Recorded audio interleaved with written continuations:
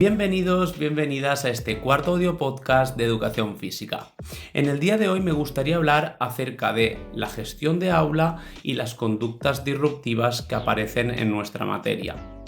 Obviamente las conductas disruptivas han existido y existirán siempre, no solo en educación física, sino en el resto de sesiones. Debemos contextualizar estas conductas disruptivas y poder abordarlas desde un punto de vista global. Y hablo global porque es muy importante que en el proceso de gestión de ciertas situaciones integremos al resto del grupo clase y les beneficiemos en el proceso. ¿Por qué digo esto? Los que me conocéis desde hace un tiempo sabéis que soy muy machacón en cuanto a la gestión de tiempos y de espacios. ¿Por qué? Yo empecé trabajando en un centro dando o impartiendo psicomotricidad de 3 a 5 años. Yo venía de estudiar la diplomatura de educación física y en mi cabeza tenía un enfoque de la educación física pues muy diferente a cómo se imparte en infantil. Es decir, en mi cabeza planteaba juegos un poquito más complejos, me gustaba mucho el tema de la competitividad, ya había incluso indagado un poquito en el tema de deportes alternativos, juegos predeportivos, y me encuentro que en este caso todo esto se me derrumba. ¿Por qué? Porque estoy con niños y niñas de muy temprana edad y que lo importante es establecer normas durante muchísimas semanas para entonces poder empezar a trabajar las actividades que dentro de sus capacidades pues estuviesen dentro del currículum y se pudiesen ejecutar de manera correcta. ¿Por qué digo esto? Porque ahí me di cuenta de que tener una buena gestión de tiempo y de espacio es la clave para que después toda mi programación anual, toda mi temporalización sirva para algo. Porque si yo no tengo una correcta gestión del tiempo y del espacio, por muy buena programación, por muy buenas dinámicas, por muy buenos juegos que tenga, no los voy a poder ejecutar de la manera que tengo en mi cabeza. Va a ser súper frustrante, el alumnado se va a percatar de ello y posteriormente lo que va a suceder es que haya una desmotivación por mi parte y por su parte, y esto lleve a que aparezcan ciertas faltas de respeto a las normas, ya no a mi persona, sino a las normas que establecemos en nuestra materia, y por ende aparezcan ciertas conductas disruptivas, que obviamente, aunque tengamos todo esto muy bien estructurado, pueden aparecer por ciertos perfiles de alumnado. Hablando de perfiles de alumnado, cuando aparece una conducta disruptiva, lo primero que tenemos que tener en cuenta es el por qué. ¿Por qué aparece esta conducta disruptiva? ¿No le gusta la materia? ¿No le gusta mi manera de impartirles las clases? ¿Tiene una situación familiar, personal que desconozco? Eso es lo primero que tengo que averiguar. Hablar con el tutor o la tutora de este alumno o alumna en concreto y preguntarle: oye, me está pasando esto en mis sesiones. ¿También te pasa a ti? ¿No te pasa a ti? ¿Has hablado con la familia? Contextualízame un poco la situación de este alumno o alumna para poderlo entender antes de establecer cualquier tipo de limitación, de castigo entre comillas. Entended la palabra castigo como pues algo negativo hacia su persona, porque obviamente no podemos tolerar las conductas. Una vez tenemos contextualizada la situación de un alumno, una alumna o un grupo de alumnos dentro de un grupo clase, entonces podemos empezar a plantear cómo mejorar esas situaciones y cómo evitar estas conductas disruptivas. ¿Cómo lo vamos a hacer?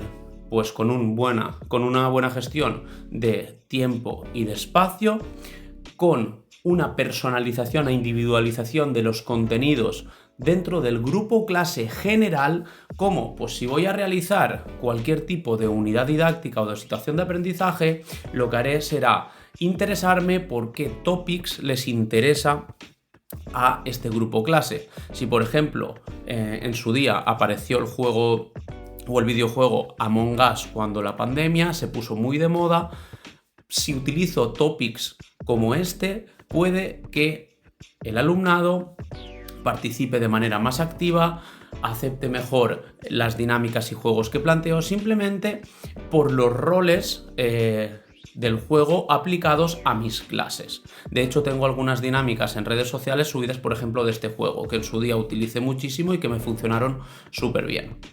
A partir de ahí, cuando me he interesado por lo que a ellos les gusta o les motiva, puedo empezar a plantear una gamificación. Esta gamificación también va a estar basada en un topic que les guste. Imaginaros, siempre pongo el mismo ejemplo. En este caso, los que me conocéis sabéis que Harry Potter me interesa y me gusta muchísimo. Imaginaros que estoy frente a un grupo clase donde hay ciertas conductas disruptivas en algunos alumnos o alumnas y son fans de la película o de la saga de Harry Potter. Cuando voy a gamificar, les voy a decir: chicos, chicas, a partir de ahora vamos a funcionar de esta manera. Vamos a realizar, o voy a formar yo como docente, 4 grupos, y estos grupos van a funcionar como en la escuela de Hogwarts. Un grupo va a ser Gryffindor, un grupo va a ser Slytherin, otro Hufflepuff y otro Ravenclaw, que son los 4 grupos que forman la escuela de Hogwarts, ¿no?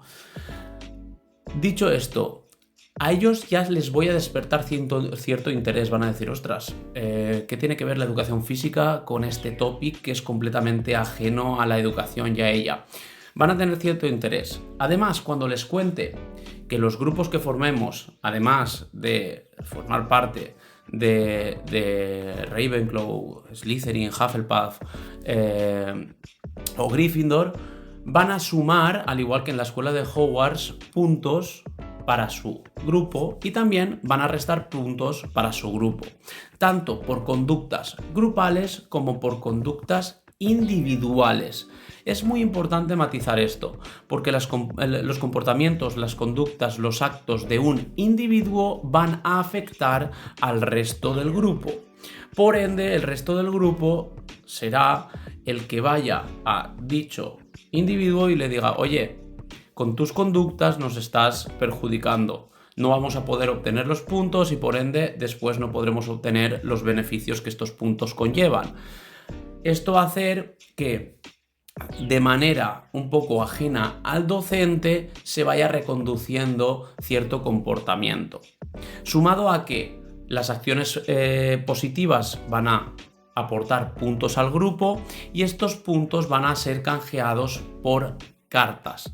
Estas cartas no solo van a ser intercambiables, entre los diferentes grupos, sino que además se van a poder canjear por cosas como elección de juegos de calentamiento, elección de el deporte que vamos a realizar la siguiente sesión, los últimos 10 minutos de clase vamos a dejar que ese grupo elija el juego, la dinámica o deporte que quiere que ejecutemos, e incluso cuando se acumulen muchos puntos podemos hacer como la carta estrella, que será esta carta canjeable y podrán elegir o plantear una sesión completa de educación física. ¿Qué comportamientos o actitudes van a sumar puntos? Pues no vamos a buscar temas de habilidad física, ni muchísimo menos. Vamos a puntuar de manera positiva actos como ayudar a un compañero o compañera, tratar bien el material, venir con la ropa adecuada a las clases, traer el material de aseo. O sea, cualquier acción que sea positiva para todo el grupo o clase, de manera individual va a aportar puntos para su equipo. ¿Cuántos puntos? Pues podemos establecer un listado de puntuaciones, pero además siempre nos vamos a encontrar con situaciones, actos o acciones que estén fuera de este listado y se pueden puntuar de manera positiva o negativa. Yo mismo recuerdo que en las películas de Harry Potter, cuando Harry y sus amigos se metían en algún problema, recuerdo que se van a las mazmorras y se encuentran con un troll, acaban con el troll y tal.